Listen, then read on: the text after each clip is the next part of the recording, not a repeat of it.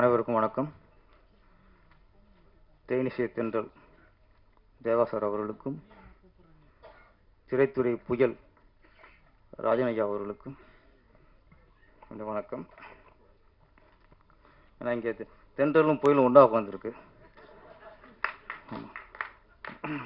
பக்கத்தில் குளிர் காற்று, வாடைக்காற்று, பனிக்காற்றெல்லாம் உட்காந்துருக்கோம்.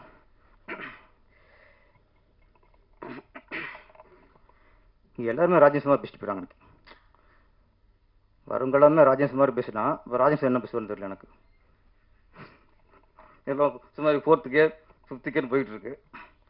எஸ்ஆர் புறப்பார் இன்னைக்கு பங்கிட்டார். இன்னைக்கு P2 இருவர் ட்ரெய்லர் உள்ள இப்போ உள்ள அந்த ட்ரெண்டிங் வாங்கல ஒரு இந்த ஹாரர் மூவி. நம்ம ட்ரெய்லர் பார்க்கும்போதே ஒரு த்ரில்லர் இருக்கு, அதே சமயத்தில் ஒரு நல்ல மெசேஜும் இதில் இருக்குன்னு நினைக்கிறேன். நம்ம சம்பத் ராம் பண்ணியிருந்தார் அந்த பாய் கேரக்டர். கெட்டப் கரெக்டாக இருக்குது சார். ஆமாம்மா, உங்களுக்கு எதை போட்டாலும் கரெக்டாக தான் இருக்குது. அதனால உங்களுக்கு மழை நல்லா இருக்கு. இல்லை அதனால மழை அங்கே தூக்கிட்டு போட்டாங்க, மழை தூக்கிட்டு போயிட்டாங்க. ஆமாம் ஆமாம், வெளியே போய் பெறதுக்கு அப்புறம் தான் தமிழுக்கு நம்ம அருமை தெரியும். இங்கே இருந்தால் தெரியாது. நீங்கள் ஆதங்கப்படாதீங்க, பெரிய இடத்துக்கு வந்துடுவீங்க. இப்போ சத்யராஜ்லாம் ஃபஸ்ட்டு அடியாள மாதிரி நடித்தவர் தான். அப்புறம் ரேவடி வந்தார், அப்புறம் எல்லா படத்துலையும் ரேப் பண்ண நடித்தார். அதுக்கப்புறம் பெரிய ஹீரோ ஆகிட்டார். நம்ம நிறைய ஆர்டிஸ்ட்டு இப்போ விஜய் சேதுபதி ஆரம்பத்தில் ஒரு ஜூனியர் ஆர்டிஸ்ட் தான் வந்தார், இன்றைக்கி ஒரு பெரிய ஹீரோ ஆகிட்டார்.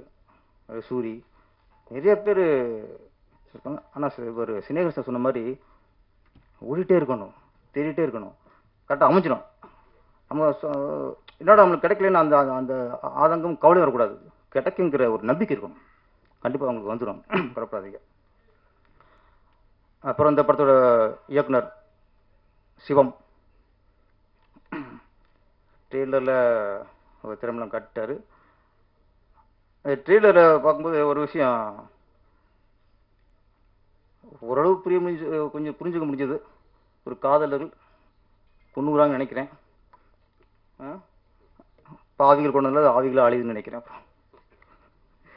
ஆமாம், கடைசியாக பேய் பிடிச்ச உடனே நம்ம இங்கே ஓடுறோம்னா தற்காப்பு தான். மனுஷனுக்கு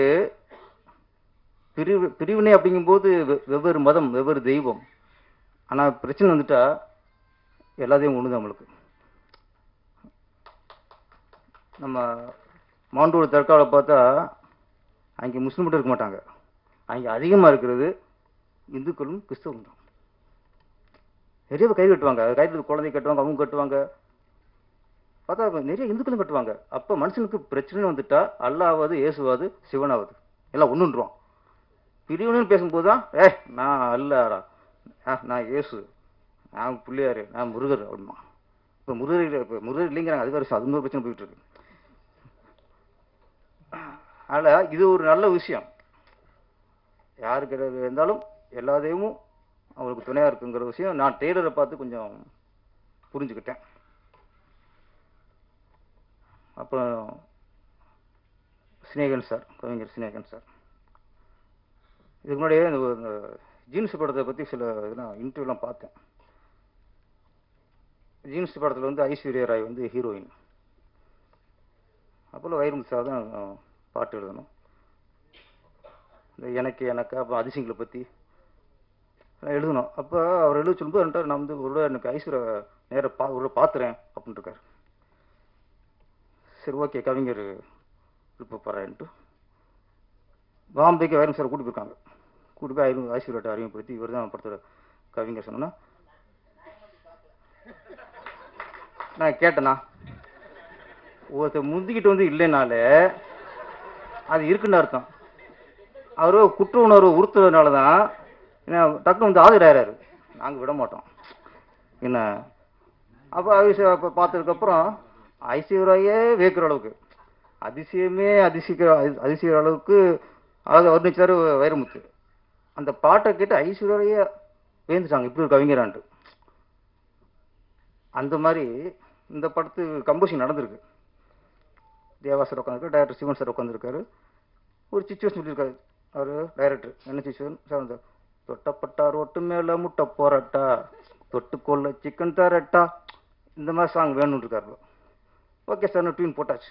யார் எழுத வைக்கலாம்? இதுக்கு பேர் போனவர் நம்ம சிநேகன் கவிஞர் தான். அவர் கூப்பிட்டுருவோம். சுச்சுவேஷன் சொல்லியாச்சு, டியூன் சொல்லியாச்சு. அப்போ சிநேகன் கேட்டாராம் யார் இடத்துல ஆடுறது நடிக்கிறதுன்ட்டு. அஸ்மிதா அப்படின்ட்டு. நான் ஒரு பார்த்துக்கிறேன் சார், அப்போ தான் எனக்கு வரிகள் வரும்னு இருக்காப்புல. சரி ஓகே, கவிஞர் விருப்பப்படுறாரு, இப்போ அஸ்மிதா அறிமுகத்துக்குவோம் அப்படின்ட்டு சிவன் சார் கூட்டிகிட்டு. டேரக்டருக்கு வேறு வேலை இல்லை, டேரக்டர் மாதிரி ஒரு பொழப்பு எதுவுமே இல்லை. சரி கவிஞர் கேட்டாருன்ட்டு கூட்டி போய் அஸ்மிதா நீங்கள் ஷூட்டிங் வந்திருக்காங்க, அஸ்மிதான்ட்டு அப்படியே பார்த்து 5 நிமிஷம் பேசிட்டு வந்திருக்காரு. வந்தவுடனே வரி போட்டாராம், பஞ்சாபி பலகாரம் பார்த்தாலே பசியாரம், செய்யாத சேதாரம், நான் தான் உன் ஆதாரம். அஸ்மிதா பார்த்து வரும்போது சொல்லிட்டாராம் வரிய. அந்த அளவுக்கு எங்க கவிஞர்.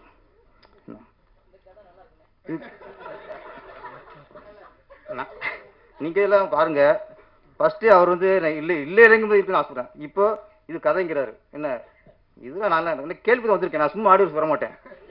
என்ன இது கதை, என்ன ஒரு பாட்டு எப்படி உருவாச்சு, அந்த கவிஞர் என்ன எப்படி பாடுபடுத்தினாரு, பாட்டு எழுதினாரா பாடுபடுத்தினாரா, எல்லாம் விசாரிச்சு நான் ஆடியோஸுக்கு வருவேன்.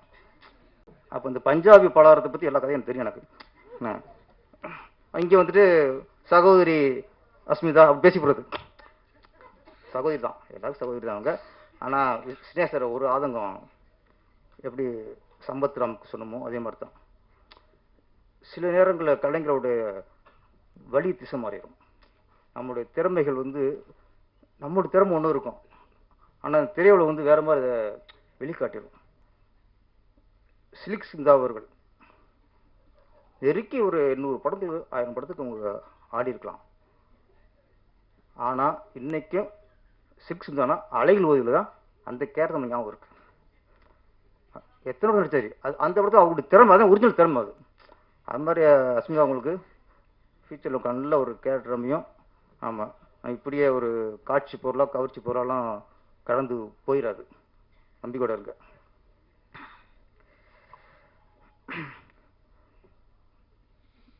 தேனிசை தென்றல் தேவா சார், அவர் வந்து நம்ம வந்து இந்த ஈஸியாக நினைக்கிறோம். அவர் ஆராய்ச்சி பார்த்தா அவரை விட ஒரு அற்புதம் எதுவும் இருக்க முடியாது. இப்போ கோயிலில் வந்து 400 ரூபா 500 ரூபா சிறப்பு டிக்கெட் எடுத்து போவானுங்க, அவன் கிட்ட போயிடுவான். தர்ம தரிசனம் அவன் தான் உருகி போறவன். எவன் தர்ம தரிசனத்தில் 2 மணி நேரம் 3 மணி நேரம் இருந்து ஊர்ந்து போறானோ அவன்தான் இறைவனை உருகி நினைச்சு அப்படி சுமந்துட்டு போறான். சிறப்பு தரிசனமும் பக்தி இருக்கும், ஆனால் போயிடுவான். ஆனால் நீ சிறப்பு தரிசனம் கிட்ட இருக்கிறனாலையோ ஆண்டவன் கருணை அங்கே போயிடாது. அவனுக்கு கிட்ட இருக்கணும் ஒன்று தான், தூரம் இருக்கும் ஒன்று தான். அப்படி எல்லாத்தையும் ஒரே பார்வை பார்த்தாத்தான் அவன் கடவுள். மனிதர்கள் அப்படித்தான். எந்த மனிதன் எல்லாரையும் ஒரே மாதிரி பார்க்குறானோ, பணக்காரன் ஒரே பார்வையிலும் ஏழையில ஒரே பார்வையில் பார்த்தா அவன் இறைவனுக்கு சமம். தேவாசுர ஏன் அதிசயம் அற்புதம் சொன்னா, அவர் ஒரு பக்கம் பாட்ஷா, அண்ணாமலை, பெரிய பெரிய படங்கள் உச்சத்தில் இருக்காரு. அந்த நேரத்தில் ஒரு பக்கம் பாட்ஷாவுக்கு இசையமைப்பார், மறுநாள் பார்த்தா புது டைரக்டர் புது ப்ரொடியூசர் அங்கேயும் இசையமைப்பார். தேவாசர் ஒரு ஆள் தான் எவ்வளவு உச்சத்தில் இருந்தாலும் எல்லாத்தையும் சரிசமம் பார்த்தவர். ஒரு புது ப்ரொடியூசரு புது இயக்குனர் ஈஸியா எளிதா போய் ஒரு பார்க்கக்கூடிய இசையமைப்பாளர் யாருன்னா அவர் தான். சிலர் புது டைரக்டர் புது ப்ரொடியூசர்னா ஒரு இசையமைப்பாட்ட அப்பாயின்மெண்ட் வாங்க முடியாது. இசையமைக்க வைக்கிற அடுத்த விஷயம் மீட் பண்ண முடியாது, எல்லாத்தையும் விசாரிப்பாங்க. அப்போ சின்ன டைரக்டர் சின்ன ப்ரொடியூசர்னா நோ அப்பாயின்மெண்ட். இங்கே அப்படி இல்லை, அவங்களுக்கு தான் முதலிடம். சின்ன ப்ரொடியூசருக்கும் சின்ன இயக்குனருக்கு தான் முதல்ல பார்ப்பார். ஏன்னா நிறைய பேர் அவருடைய அருமை தெரியாமலே திரையுலகம் இருக்கு. சார் முதல்ல திரையுலகம் சார்பாக எல்லா இயக்குனர் சார்பாக நானும் புது டேரக்டர் வந்தவன் தான். எல்லா சார் உங்களுக்கு நன்றி சார். 80-90களில் நிறைய ஹீரோக்கள் இளையராஜா மியூசிக் பண்ணாதான் நடிப்பேன். அவர் மியூசிக் இல்லைன்னா காட்சி கொடுக்க மாட்டாங்க. அப்படி இருந்த காலம் உண்டு. ஆனால் அந்த நேரத்தில் ஒரு பக்கம் ரஜினி, ஒரு பக்கம் கமல், ஒரு விஜயகாந்த், சத்யராஜ் பக்கம் போயிட்டு இருக்கு, முரளி, ராமராஜன், எல்லாருக்கும் இளையராஜா. அப்போ 2 பேரும் வளர்றாங்க சார். அடுத்த ஜென்ரேஷன். ஒரு பக்கம் விஜய், ஒரு பக்கம் அஜித். விஜய் படத்துக்கு தொடர்ந்து இசையமைத்து அவரை வெற்றி போகிற ஹீரோ ஆக்குனவர் தேவா சார். எல்லா படமும் ஹிட்டு. இந்த பக்கம் அஜித், ஆசை, இந்த மாதிரி படம், ஆசையில் அத்தனை பாட்டும் அற்புதம் கேட்டுப்பாங்க. அப்போ இளையராஜா இருந்தால் தான் ஒரு ஹீரோ உருவாக முடிகிற காலகட்டத்தில் ஒரு தலையும் தளபதியும் உருவாக்குனவர் தேவா சார். இப்போ இன்னைக்கு இந்த படத்துக்கு P2க்கு தேவா சார் மாதிரி இசையமைச்சு இந்த படத்துக்கு மிகப்பெரிய ஒரு பலம். இப்போ நிறைய பேர் ஆதங்கத்தை வெளிப்படுத்தினாங்க. சினிமா உள்ள சூழ்நிலை ஒன்று புரிஞ்சுக்கணும் சார். ஸ்ட்ரைக் அப்படின்னாலே யார் பண்ணுவா? தொழிலாளர்கள் பண்ணுவாங்க. லேபர்ஸ் ஸ்ட்ரைக்குங்கிறது எப்போவுமே இது வரைக்கும் நம்ம பார்த்து வந்த ஒரு காலகட்டம். முதலாளிகள் ஸ்ட்ரைக் பண்ணுறாங்கன்னா அது எவ்வளோ பெரிய ஒரு ஒரு வேதனையான விஷயம். அப்போ தொழிலாளி ஸ்ட்ரைக் பண்ணுறாங்க, ஓகே, அது நம்ம காலங்களும் பார்த்துட்டு ஒரு விஷயம்தான். முதலாளிங்க ஸ்ட்ரைக் பண்ணுறாங்கன்னா நம்ம அதை கவனிக்கணும். ஏன் அவங்க பண்ணுறாங்கன்னா அப்போ எந்த அளவுக்கு அவங்க நொந்து போயிருப்பாங்க, எந்த அளவுக்கு அவங்க நொடிச்சு போயிருப்பாங்க. அவங்க ஸ்ட்ரைக் பண்ணுற அளவுக்குன்னா இப்போ சினிமா எந்த லட்சணத்தில் இருக்கு. ராஜசிம்மன் அவருடைய ஆதங்கத்தை வெளிப்படுத்தினார். ஓகே, அவருக்கு இது சும்மா இது ஒரு ஃபோர்ஸாக பேசுகிற விஷயம் இல்லை. அவர் பேசும்போது தெரிஞ்சது இது மேடைக்காக பேசுகிறதோ அதுக்காக இல்லை. அது அந்த மனசு காயப்பட்டிருக்கு. அந்த காயத்தின் வலி வார்த்தையாக வெளியே வந்துருச்சு. அவ்வளோதான். நான் என்ன சொல்கிறேன்னா ஒன்றே ஒன்று தான் சார். ஒரு தயாரிப்பாளர் நல்லா இருந்தால் தான் சினிமா நல்லா இருக்கும். ஒரு தயாரிப்பாளர் லாபம் அடைந்தால்தான் இந்த தொழில் சுமூகமாக நடக்கும். ஒவ்வொரு ப்ரொடியூசராக அழிஞ்சிட்டே இருந்தானா என்ன மிஞ்சும்? எங்கே ஏவி படம் எங்கே எடுக்கிறாங்க? கவிதாலய படம் எடுக்கிறாங்களா? வாகினி படம் எடுக்கிறாங்களா? திராண்டர் படம் எடுக்குதா? லட்சுமி முருகேஷ் படம் எடுக்கிறாங்களா? சூப்பர் குட் பிலிம்ஸ் படம் எடுக்குதா? ஒரு காலத்தில் இந்த தமிழ் திரையுள்ள கட்டியாண்ட இத்தனை பேனர்லாம் என்ன சாச்சு? இந்த நிறுவனம் நீங்க எங்கே போச்சு? ஏன் அழிஞ்சிச்சு? ஏன் படம் எடுக்க மாட்டேங்கிறாங்க? ஏன் பயப்படுறாங்க? அப்போ சினிமா பற்றி தெரியாமல் புதுசு புதுசாக வந்து அழிஞ்சிட்டே இருப்பாங்க. நம்ம ஒருத்தர் அழிச்சிட்டே இருப்போம். ஒருத்தர் அழிவான், இன்னொருத்தர் வருவான், ஒருத்தர் அழிவான், இன்னொருத்தர் அழிவான். எத்தனை காலத்துக்கு? அது எப்போ தான் தயார் பசங்க உஷாராகணும்? அவங்களுக்கும் ஒரு ஒரு கட்டத்தில் ஒரு விழிப்புணர்வு வரும்ல. அப்போ அவங்க நம்மளை காப்பாற்றிக்கிற ஒரு ஒரு ஒரு முடிவுக்கு வருவாங்கல்ல. அந்த நேரம் தான் இது. நான் ஒன்றே வச்சுறேன், ஒரு ப்ரொடியூசரை நல்லா பண்ணணும்னு அந்த படத்தில் நடிக்கிற நடிகை நினைக்கணும் சார். அந்த படத்தை இயக்குனர் நினைக்கணும். இந்த தயாரிப்பாளருக்கு இந்த படத்தில் லாபம் கிடைக்கணும் அப்படின்னா அந்த டைரக்டர் மனசில் நினைக்கணும், எடிட்டர் நினைக்கணும், ஒளிப்பதிவாளர் நினைக்கணும், ஜூனியர்ஸ் நினைக்கணும், செட்டாள் நினைக்கணும், சாப்பிட பரிமாறுறாங்கல்ல ப்ரொடக்ஷனில் அவங்க நினைக்கணும். ஒட்டுமொத்த பேரும். ஏன்னா அவர் தான் நமக்கு முதலாளி. அவர் குணம் வேறையா இருக்கலாம், அது பிரச்சனை இல்லை. நம்ம பணம் கொடுக்குற முதலாளி சார். முதல்ல டேரக்டர் எல்லாரும் இந்த படத்தில் ஒரு லாபம் கிடைக்கும்னு நினைச்சா தான் அது ஆரோக்கியமான சினிமா. அவன் கட்டு போறான், ஒரு ஏடி மிஷின் நடிச்சோம்னா சினிமா அழிஞ்சிடும்.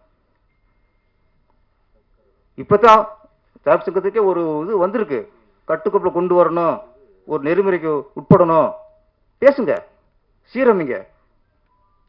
ஆனா நம்ம ஒட்டுமொத்த சங்கமும் தயாரிப்பாளர் சங்கம் அப்படிங்கும்போது அதை மதிக்கணும்.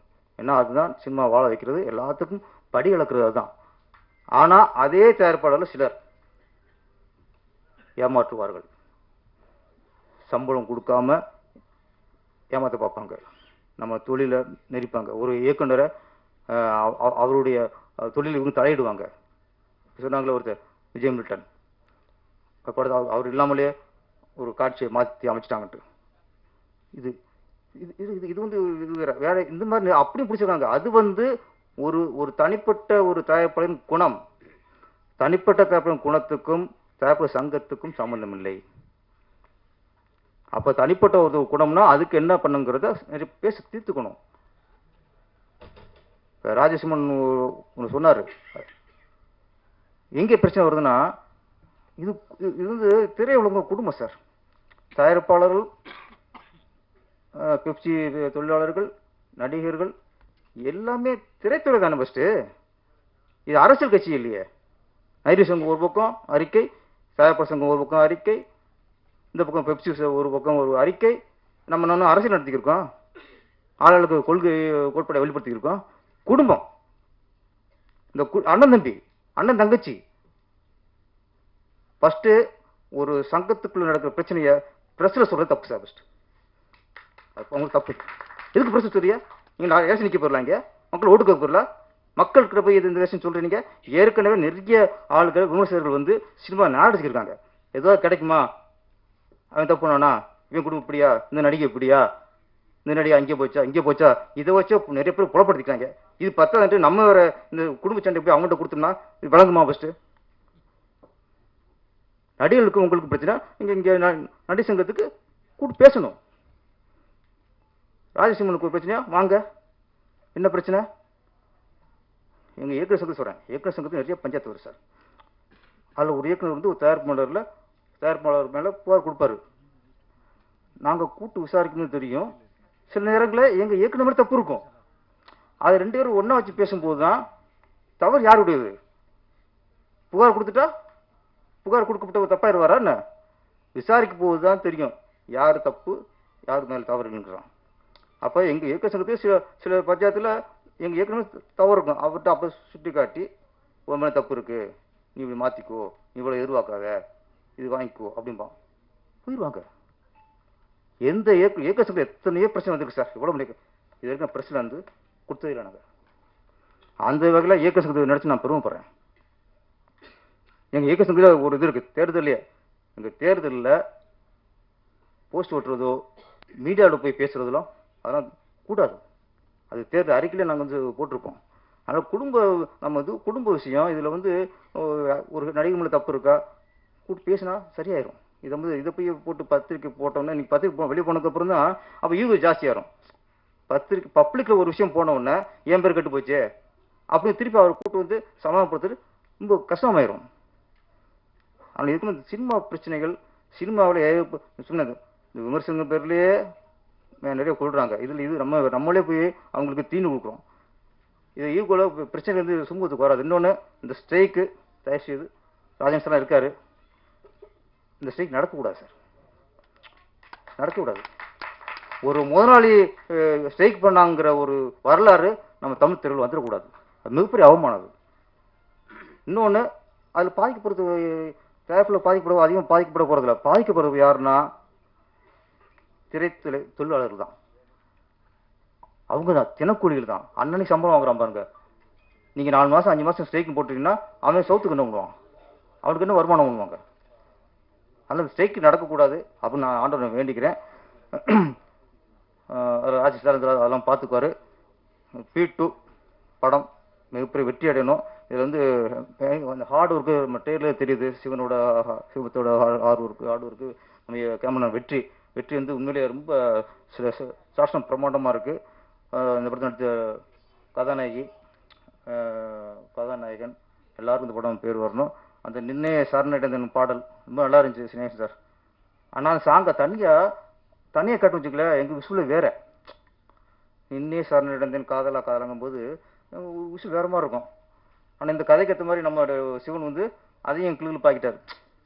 ஆமாம், நம்ம வேற மாதிரி நினைச்சுக்கிட்டு இருக்கோம், இவங்க வேற நினைவு வச்சுட்டாரு. ஒரு படத்துக்கு ஏற்ற மாதிரி அவங்க அமைச்சுக்குவாங்க. இந்த படம் மிகப்பெரிய வெற்றி அடையணும். ராதிகா மேடம், ஜானி மாஸ்டர் எல்லாரும் உழைப்பும் வீண் போகாது. எல்லாருக்கும் வெற்றி கிடைக்கும் சார். நன்றி, வணக்கம்.